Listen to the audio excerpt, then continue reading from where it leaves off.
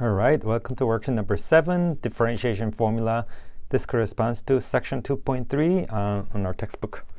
So last section we learned the definition of the derivative. In this section, we'll study more convenient way of finding derivatives. In practice, we'll use what we learned in this section to find the derivative.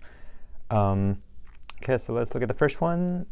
When f of x is equal to c, it just means a fixed number. So in terms of f of x is 5 or f of x is 3. So that means if you draw the graph of it, it's just horizontal line. Again, the derivative of a horizontal line is equal to 0. So here, if you have a constant, you take the derivative is equal to 0.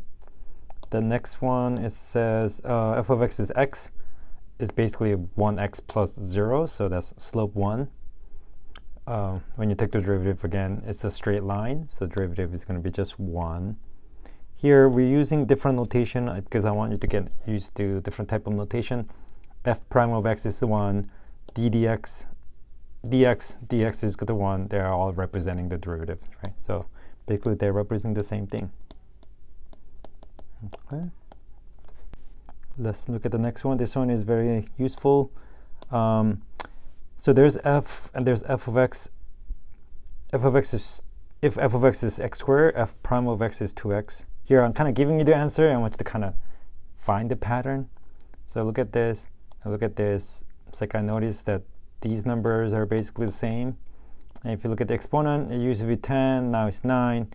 It used to be 2, there's no exponent, that means it's 1, right? So I'm going to just write 1 here. And then here exponent is 67, now it's 66. So it seems like exponent gets 1 less, and the original exponent becomes the coefficient. So that's basically the power rule. We're going to see this a lot, so I'll highlight this power rule. If you have any positive exponent, when you take the derivative, basically exponent comes out. And then as a result, you get 1 less number as a new exponent. So it's like bn minus 1. So it's n x to the n minus 1 power. Just for example, if I had the function is x to the 25th power, that means the f of x is going to be 25 x to the 24th power. So that's pretty convenient. And let's look at the next rule. Basically like a generalized power rule. Usually the exponent is like whole number 25, 10, 7, but sometimes the exponent is not a whole number. Is that okay? Then it turned out it doesn't matter. So even if the exponent is not a whole number, we can kind of apply the same rule. So for example, if you have x to the 1/2 power, right? This is basically radical x. I can say then, so that's my f. I can say f prime of x is equal to 1/2 x to the negative 1 power, right? So kind of same rule. This is slightly more complicated. 1/2 because my original exponent was 1/2. And then why is it negative 1/2 power? Because it's 1/2 minus 1. So 1/2 minus 1 will be negative 1/2. So it doesn't have, the exponent doesn't have to be a whole number. It could be a fraction. It could also be a decimal. So for example, f of x is, I'm sorry, not decimal, it's negative number. X to the negative 2 power. So that means f prime is basically negative 2 x negative 3 power. Kind of same thing. Negative 2 comes out as an exponent, and then the exponent becomes whatever it was before, minus 1. So negative 2 minus 1 will be negative 3. So it kind of works nicely. If c is constant, and then, so if you have a constant multiplied by a function, basically it becomes c times f of x. So when you have two things kind of multiplied, and one of them is a constant, I can just leave it as it is and then take the derivative of the actual function itself. Okay, I'm going to have you look at do example number 2. I'll have you do part A and part B. Once you're done with A and B, then let's look at part C and D. So let's have you pause a little bit and work on A, B. We'll meet back at C and D. All right, let's look at part C. Here I notice there's number 5 and there's x to the 8th. I know how to do x to the 8th, right? And then now it's 5 is multiplied, which is just just constant. So I'll use the fact that here I'll use the fact c f of x if you take the derivative of that, is c times f of x prime. So I can just leave 5 as is and take the derivative of x to the 8th power. So 8x to the 7th power. So 5 times 8 is 47 to the x to the 7th power. So that'll be my answer for part C. Part D, okay, 1 over x power. This is weird. Where's my exponent? We know that 1 over something will give you just negative exponent. So 1 over x can be rewritten as x to the negative 1 power. So f prime of x is x to the negative 1 prime, which is negative 1 times x. Negative 1 minus 1 would be negative 2. Just because my original expression was given as 1 over x, so I'll write that as, I can leave this as answer, which is fine, but negative power means x to the negative power 2 power is 1 over x to the square, right? So I can say negative 1 over x squared. That's the answer for that. All right, let's look at the next one, which is also used well often. They're both differentiable. You have two functions, f and g, and then here we are adding or subtracting two functions. So what happens to the derivative when you add or subtract two functions? Basically, what it says is you can take the derivative of each one separately. So f of x plus minus g prime of x. Sorry, it's f prime of x plus minus g prime of x. So you can take the derivative of f of x separately and then add or subtract with the derivative of g of x. That makes your calculation a little bit easier. Okay, so let's look at example 3. Find the derivative of this if v of x is 6x cubed plus 4x squared minus 7 plus 7. So I noticed that a bunch of things are added or subtracted. So something added something minus something plus something. So I'll use this repeatedly. So what I can do is I can look at each one separately and just take the derivative and then add them all up. So what does that mean? So it means I can take the derivative of this by separately. So what's the derivative of 6x cubed? Again, it's 6 times x cubed. 6 stays the same. And then x cubed, so 3 comes out, and then x to the squared, right? Plus, kind of do the same thing. I'll take the derivative of this separately. 4 times x squared. 4 is just a constant number, so 4 stays the same, times 2x to the 1 power, and so on and so forth.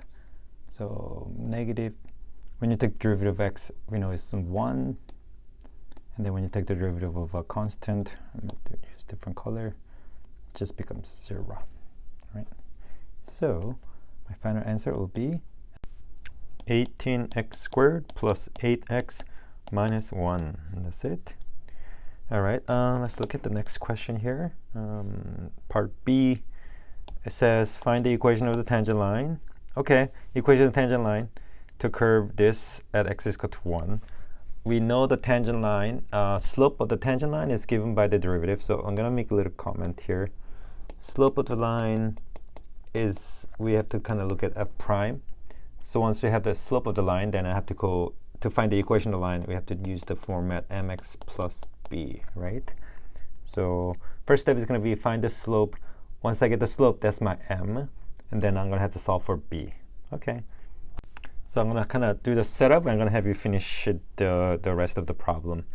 So my hint here is, what's the slope of the tangent line when x is equal to 1, right?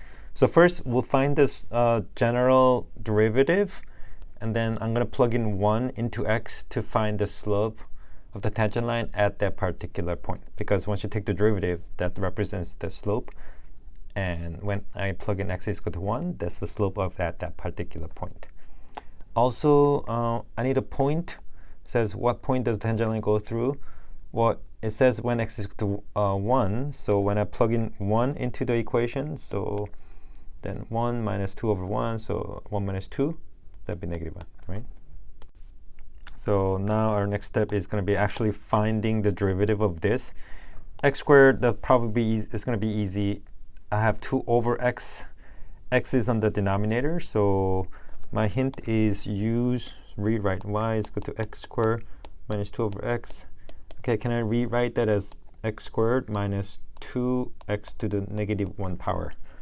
Again, I'm using the fact that 1 over x is just x to the negative 1 power because it's easy to take the derivative of x to the some power, right? How do you use the power rule? So that's my setup. So I'm going to have you finish, find the y prime, and then find the slope, and then use this point to come up with the entire equation. All right, so I'm going to have you finish, and then I'll meet you after that.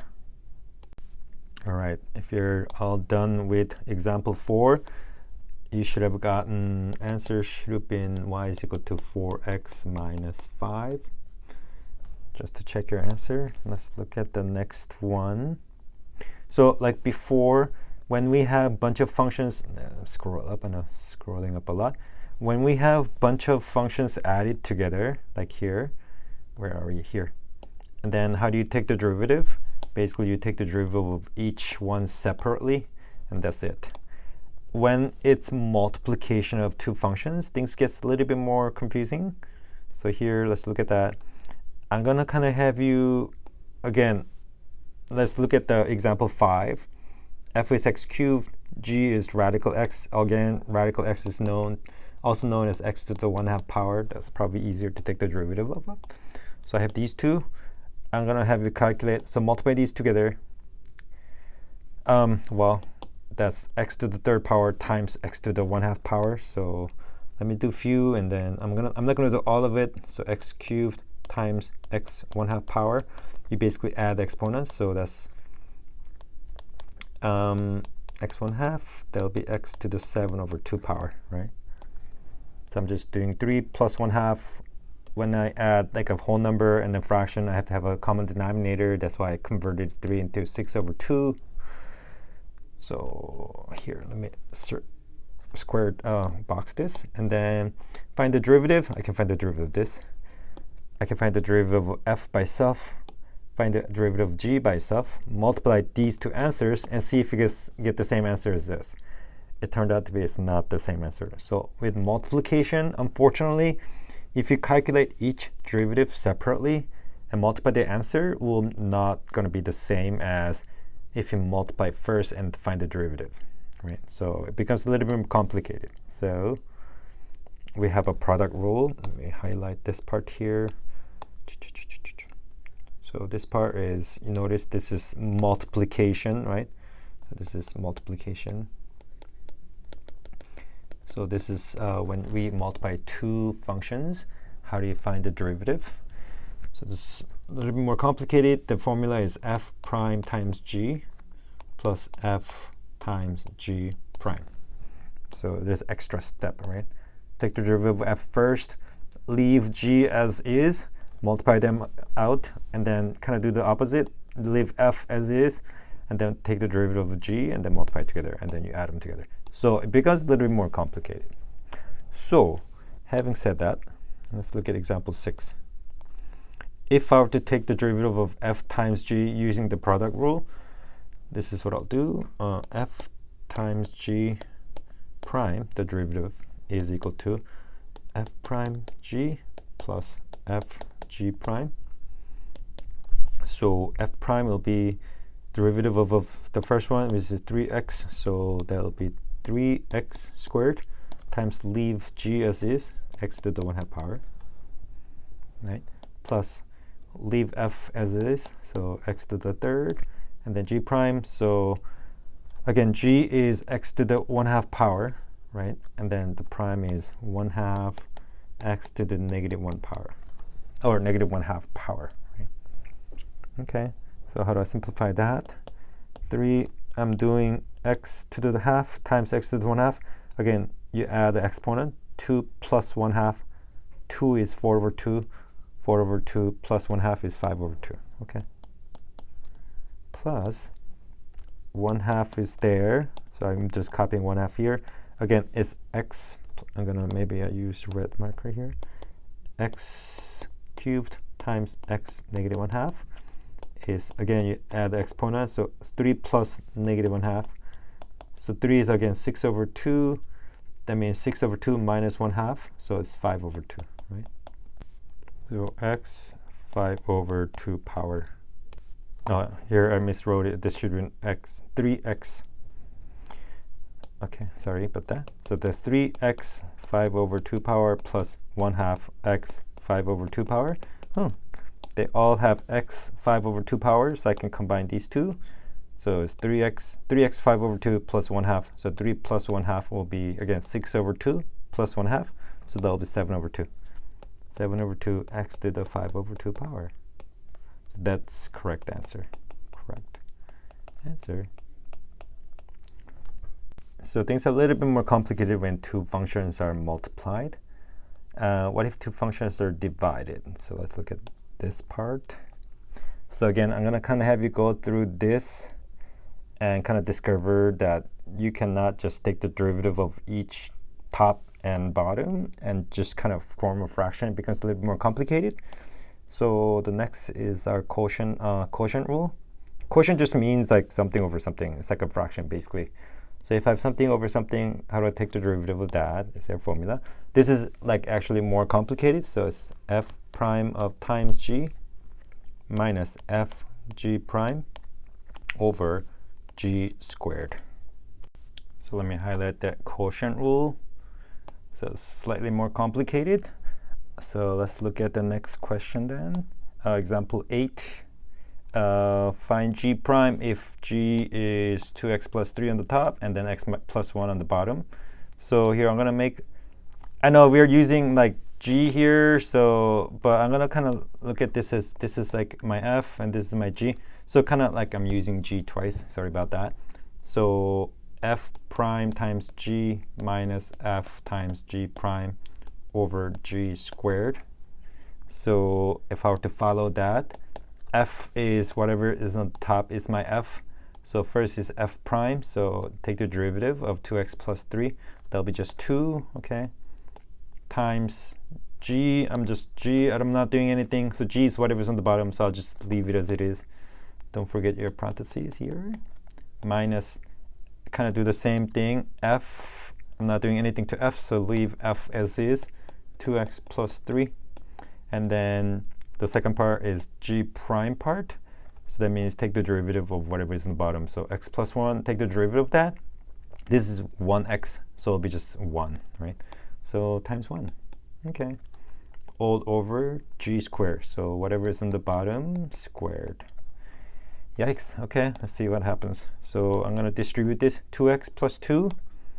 2x plus 2 minus 2x minus 3. X plus 1 squared on the bottom. Simplify the top, I get negative 1 over x plus 1 squared. That's my final answer. As you can see, the process is a little bit more complicated for the quotient rule, which is fine. And like on the top, sometimes your expression gets a little bit complicated and they don't simplify it well, which is okay. So sometimes you get some messy expression as an answer. That's completely fine.